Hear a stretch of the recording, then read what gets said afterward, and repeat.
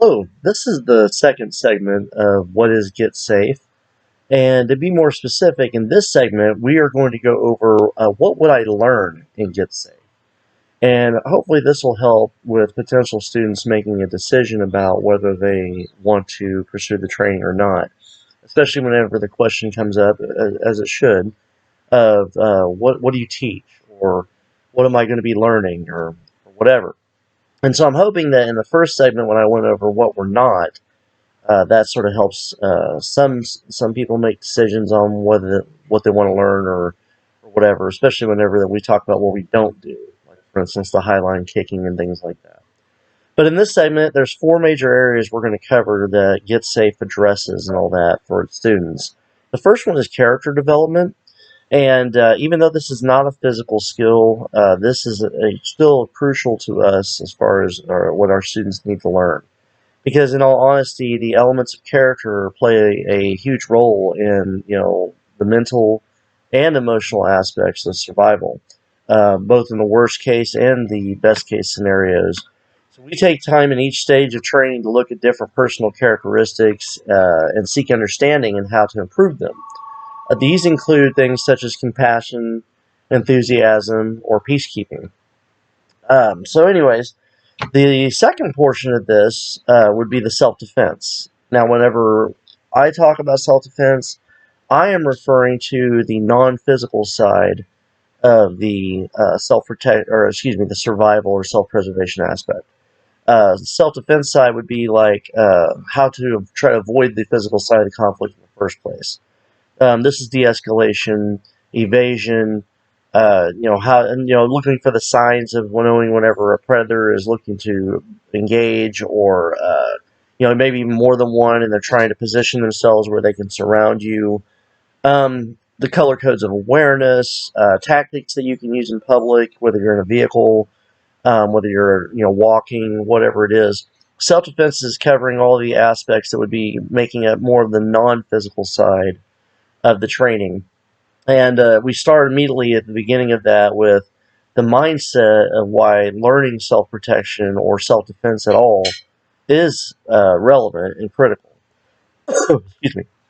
So, the self defense aspect is the non physical side of things. The only thing we would cover that would be close to physical would be a concept we call Velcroing. And then we have concepts, again, that have to do with escape and things like that, using light, using sound, things to help with escape. In case you were being pursued by a predator or followed by a predator or whatever. And again, spotting predatorial behavior is also crucial.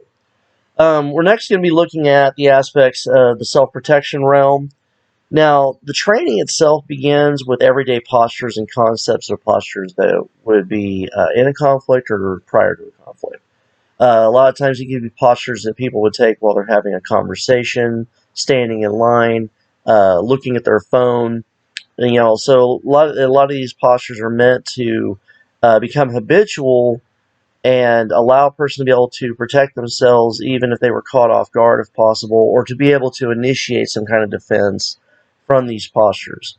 Followed shortly by that is how to maneuver. Okay, so in proper self-protection, you're not going to stand in place and hold a fixed position and all that unless you absolutely have to. Let's say like you're in a corner or just there's no potential to move. But we actually encourage mobility, because a moving target is a target that's harder to hit, and whether that is avoiding the situation altogether, and again escape being a priority.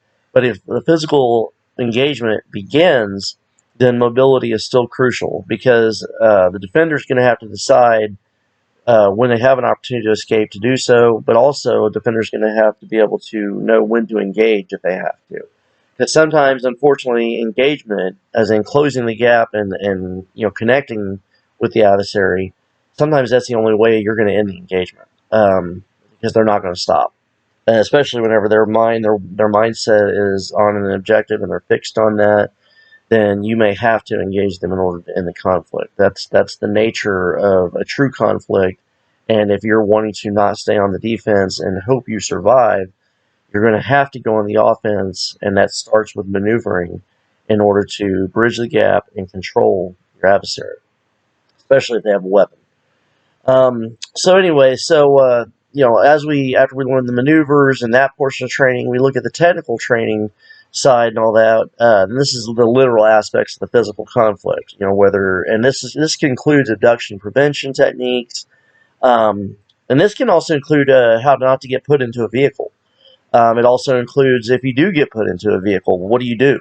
Whether it's the front seat, whether it's the trunk. I covered, you'll see in another video we've done not long ago, but there's a subject that's talking about proper bag carry. That would be another example of that. How to, basically properly carry, so we have a satchel or bag or purse or whatever it is. And then the other aspect we cover in the technical training as well is environmental weapons. This is learning how to use barriers, what we call stumblers, clothing, debris, powders, light, liquids, the everyday objects that would be around you and all that, how to use those things in order to increase your chances of survival. So you're learning how to use your environment as an asset or an ally to help you with surviving. And of course, then we also have integrated the single stick. This is nothing, it's not about being fancy, so you're not going to see a bunch of twirling and all this stuff. What it is, however, is how to use a single stick, which, it could be anything from a rolled up newspaper to literally a small stick that, it could be honestly anything, a broken piece of wood, a metal bar if necessary. All this is unfortunate, but it may be necessary. And at the same time, while learning the single stick, there's actually unarmed aspects that you're learning at the same time. That way, your body is using similar postures and using similar reactions or actions that it would be doing, whether it was armed or unarmed. The body recognizes the need for the same type of postures. The technical training also consists of aspects that we call P4 and 3T. Now, P4, let me go into that first real quick. So P4, it's an acronym more or less, and what it stands for and all that is pain, which is the first element of it, and then the second element is pressure, the third element is penetration, and the fourth element is prostration. All right, and these are stages that basically occur in the conflict if you're going to have to go from defense to offense in order to control the engagement. Okay, so pain itself consists of three different potential areas where you as a defender have to make a decision. Okay, the three options you more or less have is to react to an attack and then follow after. And then you have react during the attack, and then you have not to react, but to act first, pro-action, or in this case, a preemption. We call it initiative, where you may have to be the one to strike first. Now, let me back up real quick, and let me talk about the destruction side, which this is the reaction side regarding pain.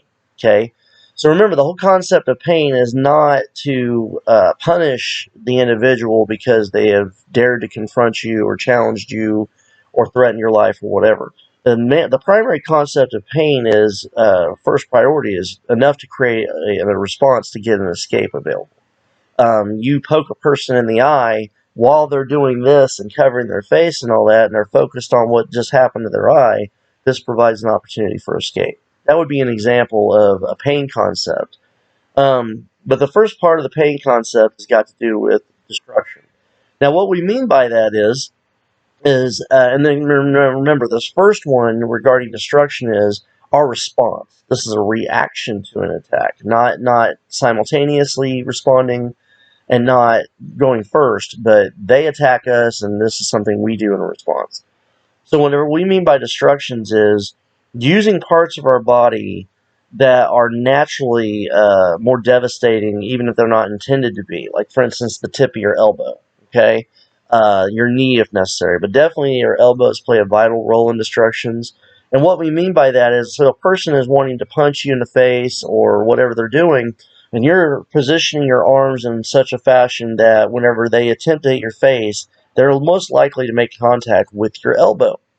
And anybody who's even accidentally hit an elbow with a hand or a foot or anything like that, even your face getting bumped by an elbow, that's painful. It can be extremely painful.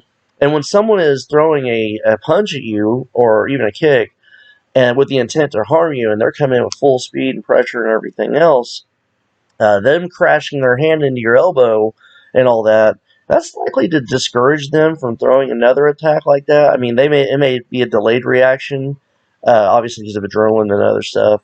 But somebody, launching an attack into you and catching one of these sharp, bony surfaces and all that is a real quick discourager towards wanting to do that again. And that's the whole idea, is to discourage them from a further engagement. And it don't matter if they're throwing 1 hit, 3 hits, it doesn't matter. We learn to shell ourselves or shield ourselves efficiently, and not just for one adversary, but for more than one. You'd be learning how to use what we call the helmet and a shield, your armor, things like that, in order to not just effectively engage if one person is trying to attack you and throwing hands and feet and everything else, but what if there's more than one? And so that would entail the first part of the pain concept in our strategy and tactics and all that, is destruction. The second one is interception. Interception, just like the way it sounds. So as they're launching their offense, we are meeting their offense with a simultaneous offense and defensive action. So it's just like it sounds. So instead of reacting, we're still reacting, but instead of reacting then responding, we are reacting with response. So I hope that makes sense. So let me say that again. With destruction, we are reacting and then responding. With interception, we are reacting with the response. Okay, so it's not following a reaction, it is at the same time. Okay, so as they're punching or as they're doing whatever, you are defending and simultaneously attacking at the same time. Okay, I know you may be uncomfortable with the term attack, but that's the reality of any kind of warfare. Okay, I just stated yesterday, was speaking with some folks. You cannot win a conflict being on defense only. Eventually, you have to go on the offense. Otherwise, you're waiting. You're just simply waiting until they're done with punishing you and attacking and all that, and hoping you survive. And wars are not won that way. Physical engagements are won that way. Guys, sports ain't even won that way. Okay, nobody wins football games just off defense. So anyway, I digress. Moving forward. The third element of the pain concept or strategy is our preemption or initiatives. And the whole concept of this is you're going to have to go first. It's too dangerous to wait for them to attack, whether you meet it or whether you react to it. You're going to have to go first. And this may be a scenario where, whether it's based on they have a weapon, there's more than one, you're straight up to simply fear for your life. There's no escape unless you do this. And like I said, and it doesn't have to be a lethal strike. It doesn't have to be. It's enough to get a facilitated response to create an opening so you can get away. Like I said about the eye. If you can tap the eye, I mean, you don't have to obliterate the eye. You don't have to like sink your thumb 3 inches into their eye socket. But if you can do enough to strike the eye, to create enough pain, and to get that response that is a natural response of covering the eye from a threat, that may be enough for you to be able to create at least a 10-foot space and maybe put a barrier between you and them or anything like that. So that's preemptive striking, and it is allowed as long as you are legally justified. Notice I leave it at the end of our pain responses and all that, because I get it, and I obviously I don't want to hurt anybody, but this is one of those you are going to have to make a decision, and sometimes reacting is too dangerous. As long as you're reacting, they're in control. And so sometimes you have to go first in order to ensure you are going to be safe, especially to create space or to put yourself behind a barrier. Okay, so that covers, out of the P4, that covers the first part of pain. The second part of P4 is pressure. Okay, pressure is after we've created pain and we have had to determine that we're going to have to bridge the gap. We are going to have to get inside their reach and their ability to control. And so what pressure does is pressure is coming at them in such a fashion that they have to cover up, okay, or they have to, or they're going to do a response like put their arm out or whatever it is. And so by using pressure, again, this can also create an opening. If they see you as this timid creature That's not going to be able to do anything. And you either have responded to something they tried to do, or you just preemptively launch into them.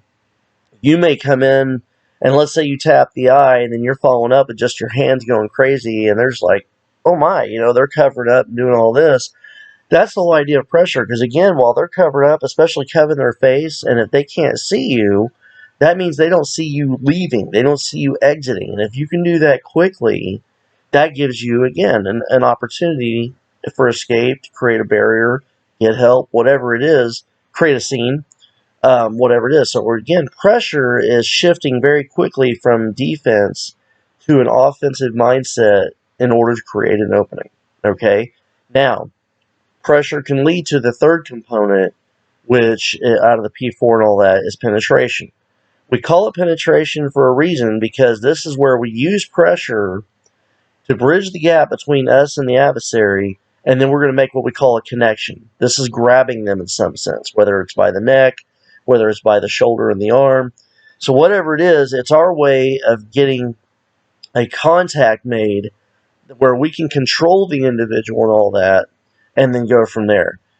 This could be a version of being able to restrain them if possible, especially if environment and your penetration are able to work together. If there's a wall close by and you can maintain a penetration and grab them, you may be able to put them up against the wall, especially long enough for somebody to come help or whatever, law enforcement, whatever it is. And the same principles for what I'm explaining to you can be used on the ground just the same. We try to avoid the ground, but sometimes you have to use the ground as an asset or an ally, especially if you know there's not another one around, another adversary, or they don't have a weapon. Anyway, so the penetration side is where we're actually using pressure or using some type of a maneuver to get a hold of them. Literally, this in the training, you would learn how to use strikes in order to and to instantaneously move into a grab, a control of some kind. So literally, your strike is either shifting from one scenario to another, or you're glancing off of a target to grab, or whatever it is. So that is the entailment of penetration. The last part of P4 is prostration. All right, and prostration is just like what it sounds. When you hear the term prostrate, it means laid out. Okay, it means that you are, and typically it's face down. All right, but the term simply also means, if you look up the definition of prostrate, it means to bring to an end. All right, so it's not just a matter of their posture and hopefully not your posture, but prostrate literally means to bring something to an end or to a close, to bring it to an end. And that's the goal. The goal is not to end them, so to speak, even though that may be an unfortunate result if you have to. The goal is to end the conflict. See, it's not about ending them, so to speak. It's not about punishing them. It's not about revenge and all that nonsense. It's about ending the conflict, because no matter what in a physical engagement and all that, even if they're on the offense, they're still hurting themselves. It could be their hand, their foot. While you're blocking, they damage themselves, whatever. The bottom line is harm is being done here. At a minimum, still, to both individuals. And here's the truth of the matter, too. Whether they realize it or not, want to admit it or not, the fact is, harm is not just being done to them physically when they attack you. All right? They are literally engaging another human being with traumatic thoughts, traumatic actions. This is psychological. This can create guilt, and all sorts of other problems, emotional problems, and stuff like that. So, in a sense, you ending an engagement is not just you preserving your physical well-being. You're actually saving this individual from further harm, because if they do take your life, or they do a permanent injury or whatever, they got to live with that for the rest of their lives too. And they may not recognize the harm of that emotionally or psychologically in the moment, but as they hopefully mature and progress and everything else, they're going to realize what they've done, and they're going to regret it. And some of you guys out there, whether it was during high school, or maybe you went through periods where you dealt with some kind of intoxication or whatever, and you did things you regret and you look back now, that's an example of what I'm talking about.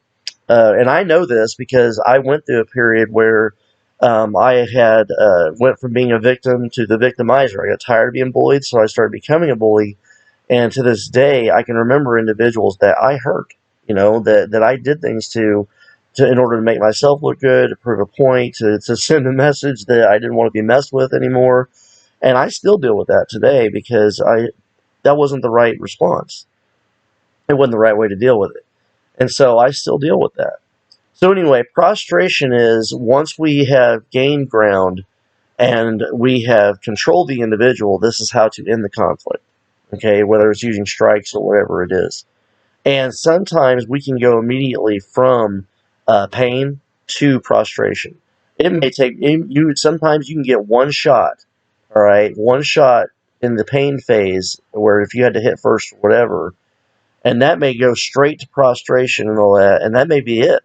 That may be the end of it. You don't have to do anything else. They don't want to do anything else, and so that's it. It doesn't always go that way, but that's what we would hope. Okay, so that's the P4, all right, that you would learn, and all the components that fall into that. Now let's talk about 3T. 3T is definitely focused on what about when they grab you. Okay, so this is about the wrist grabs, garment grabs, hair grabs, body holds, neck holds, headlocks, arm chokes, and so on. Okay, this is all about whenever they have done a penetration and they're trying to come in and control you. Because in the pain concept of P4, we're dealing with if they're hitting, kicking, striking, and all that. That's where we're using our destructions or interceptions. But the 3T portion of training is specifically addressing they are wanting to grapple. Though this also includes attempted takedowns, so they're trying to come in and grab. Any form of physical control, that's what 3T addresses. And what 3T stands for is tools, targets, tactics. And that's the whole idea. It's not about a bunch of techniques that have, 3 to 7 steps that you have to memorize and all this. It is simply something that I would hope go through your mind really fast and all that if you were to happen to get to an engagement is the concept of tools. Okay? What's available for me to use and all that of my body, my hands, my feet, my teeth, my chin even, whatever. And then we look at the target section, okay? So what's open? Eyes, ears, jaw, neck, carotid, whatever. And then we look at the tactics. Tactics has to do with, one, learning autonomic responses of the body. How does a person react when they get hit in the groin? How does a person react whenever you pull them forward? Does their head whiplash back? Things like that. So learning the tactic side and all that helps you understand how the body will respond to things psychologically, physiologically, the senses.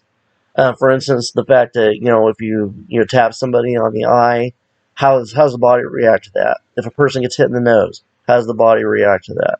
So once we understand those things, it helps us also understand how openings are created again for escape, how you can use that in order to control and, in a sense, apprehend your assailant or adversary. So the 3T portion, which is addressing their grappling attempts, is tools, targets, tactics. Okay, and just to reemphasize, the material that I'm talking about, especially like 3T, this can be used on the ground just the same as it can standing up. So it doesn't matter if you're underneath somebody and they're saddled over you, whether they're behind you, in front of you, or they're a wrestler, they have wrestling experience, or MMA and Brazilian Jiu-Jitsu, whatever. These are the same kind of responses. You can still use the same kind of 3T concepts in order to fend off an attacker and all that, and which would also include, on both standing up and ground, the concept of what we call gnawing.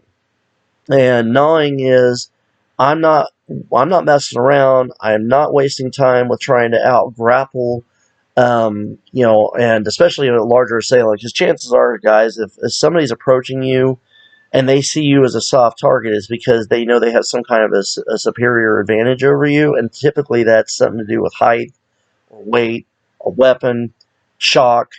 There's a lot of factors that go in there, but oftentimes, more than not, it is the size, the fact that they are bigger than the target they're going after. And so When it comes to gnawing, the concept is that, especially if you're bigger than me, I'm not going to try and out grapple you on the ground. I'm not going to try and out grapple you when we're standing up. What I'm going to do is I'm going to do what would psychologically be the opposite of what most attackers would expect. And let's say that you're on top of me, and whether you're punching or whatever you're doing and all that, I'm going to create a scenario where I pull you in closer to me and all that, and then I'm putting my teeth into you. And you're going to hope, you're going to want me to let go. And the thing is I'm not going to let go until I'm ready to let go. And when I do finally let go, you're not going to want to be in that position again. And you're going to have more to worry about than what your original intention was for harming me. So that's the concept of gnawing. And again, it applies to standing up. So this is a no-nonsense approach to, I'm not going to spend time wrestling with you or grappling with you, especially if you've got a weapon, you got buddies there that are going to football kick me in the face, whatever it is. I'm not going to mess around. I'm going to, unfortunately, possibly have to take a piece of you with me as we are escaping. And again, the whole idea is not to create as much harm as possible. It's not to permanently destroy them or damage them. But it is to leave an impression of, I am not going to be an easy target, and you're not going to get what you want out of this, and you need to leave me alone. Think of a porcupine being attacked by a leopard or something like that. They keep trying, and those quills and those barbs, they're doing damage to that leopard every time. And I've seen a video there where the porcupine walks away, the leopard's sitting there pulling a massive amount of these things out of its face and out of its body, uh, regretting its decisions and realizing it's still hungry and didn't get what it needed or wanted. So the gnawing as part of the 3T can apply standing up or to the ground.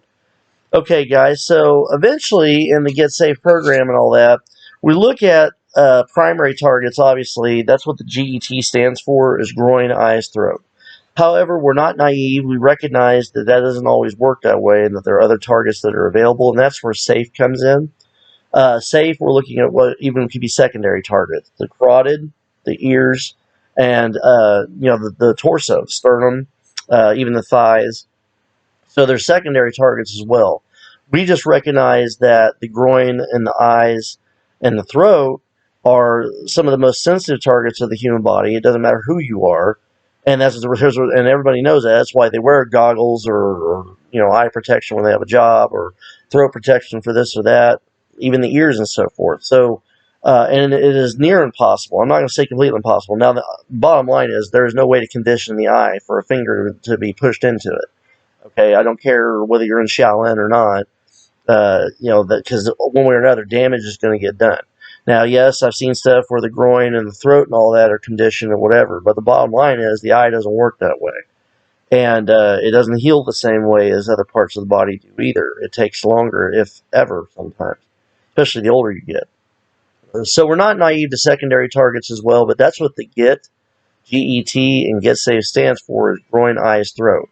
And the whole idea is if you get attacked and you got all this going through your head, my hope is that you're thinking of 3T, P4, Get Safe.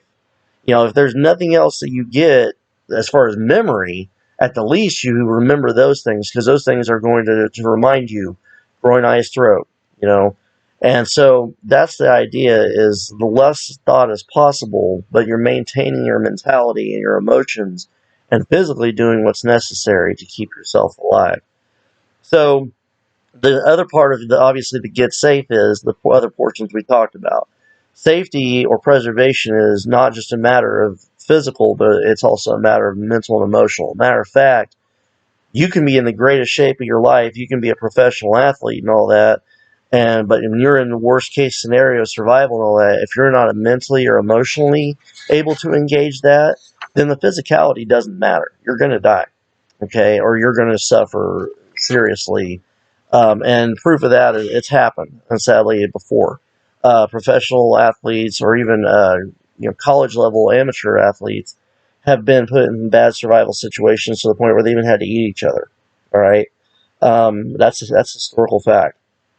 So, safety is not just about the physical components, and that's something that Get Safe and Shield Academy as a whole emphasizes. is that the spiritual, mental, and emotional aspects of your overall being and all that are just as critical, if not more critical. Because as we get older, the body shuts down, and sometimes the mind does too. But the thing is those who have physical limitations, if they're still able to use their mind in some way, and also if they have emotional maturity and all that, that in a lot of ways that can be more valuable. It's still important. All right, so we've talked quite a bit about the P4, 3T portions of Get Safe and the training. We addressed character development. We addressed the self-defense side. So, lastly, what I want to talk about one is martial sciences that move alongside the technical material. This explains the scientific concepts and theories that go behind our strategy and tactics, again, how the anatomy works. And then here's the thing, if you understand how your anatomy works, then you also understand the anatomy of your adversary. When you understand the components of your structure, whether it has to do with balance, height, width, depth, things like that. If you can understand how to protect yours, then you also understand how to manipulate others. And so using those things in order to, again, end an engagement is critical. So things like, structure, motion, anatomy, motor response, and strategy and tactics all go together in the martial sciences area.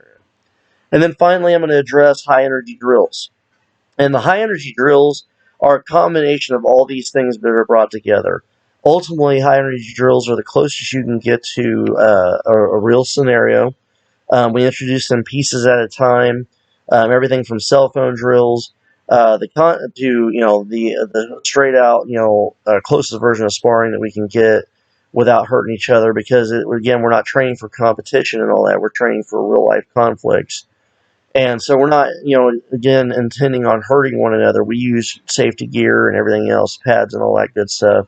But at the same time, we're also looking at what happens that leads up to an engagement. I don't have two individuals stand on a line and be like, ready, fight, like what you see in, games and stuff like that.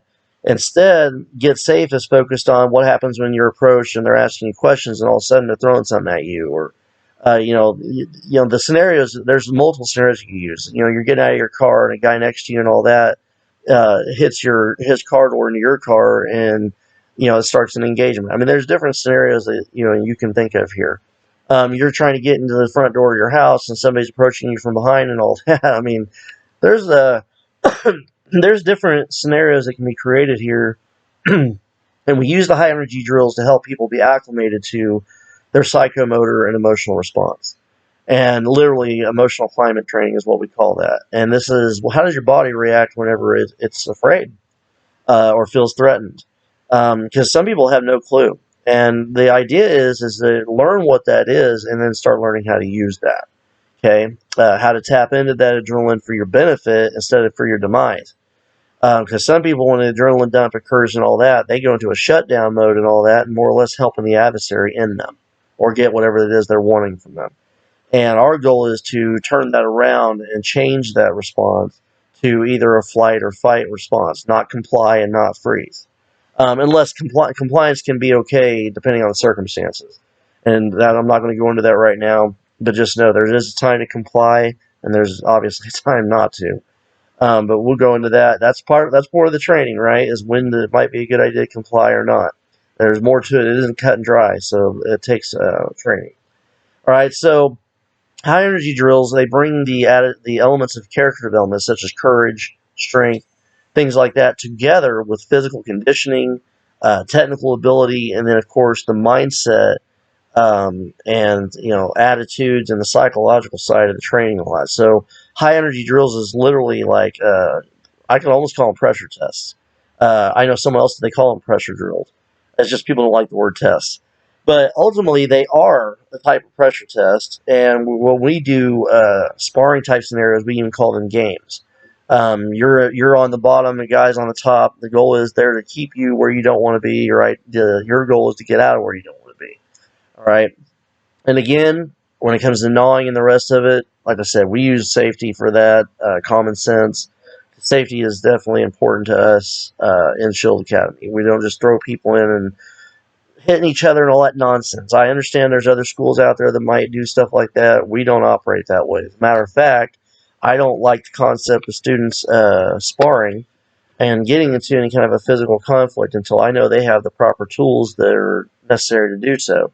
And even then, sparring is done with an objective. It's not meant for. It's not fighting. You're not just saying beat the nonsense out of one another and come out with who wins. Sparring is about learning. It's not about fighting, and it's not about beating people up, and it's not about feeling superior or anything like that. It's about both people having something gained and something to learn. So I just want to clarify that because I personally have students that came into my school and they have been to other places where they weren't even there a week and were already thrown into sparring and all that and got hurt. And I'm not going to put up with that in Shield Academy. We don't do that way.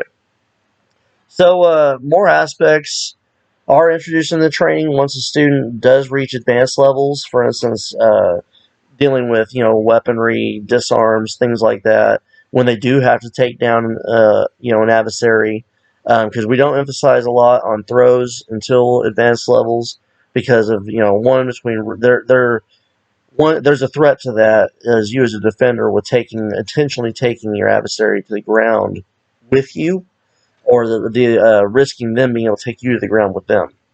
And so there's a lot of risk there. So we save that for higher up.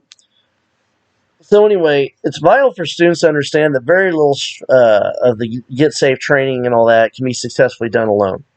It isn't like some of your traditional training where you could spend a majority of your training career and all that uh, in doing a bunch of shadowing and moving by yourself, kata, whatever.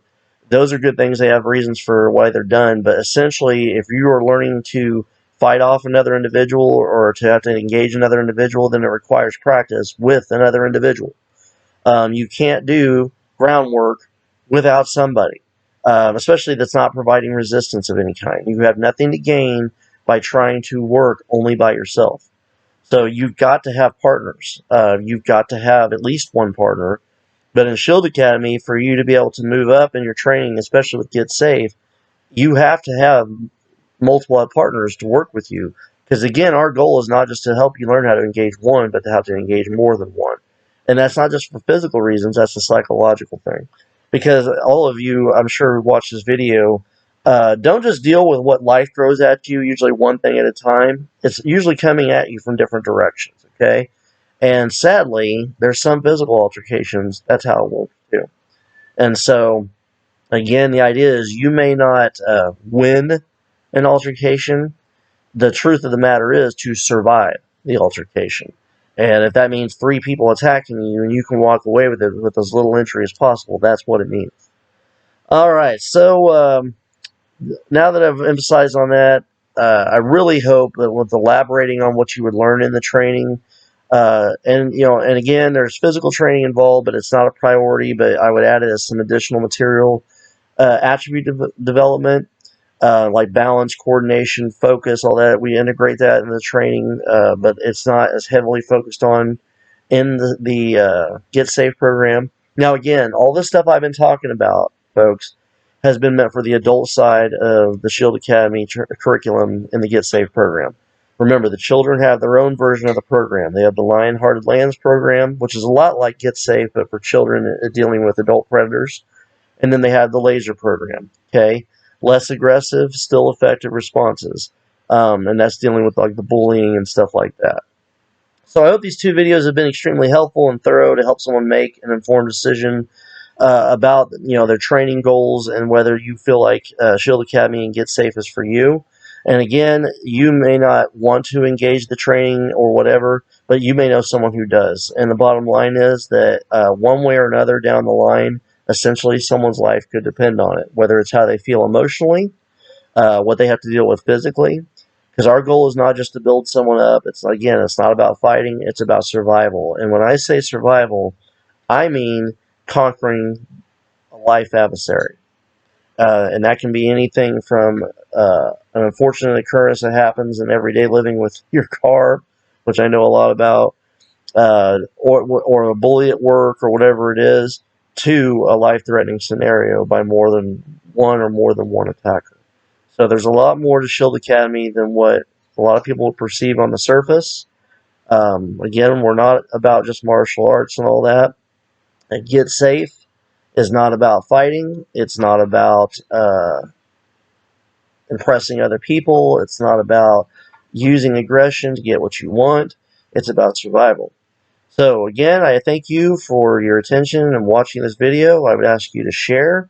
We're building content on YouTube as we speak, and including videos like this to help people be more informed. So I'd encourage you to check those out. Here and there, just go and check out our new content, but help us spread the word. And until that next time, go in peace, live like a warrior.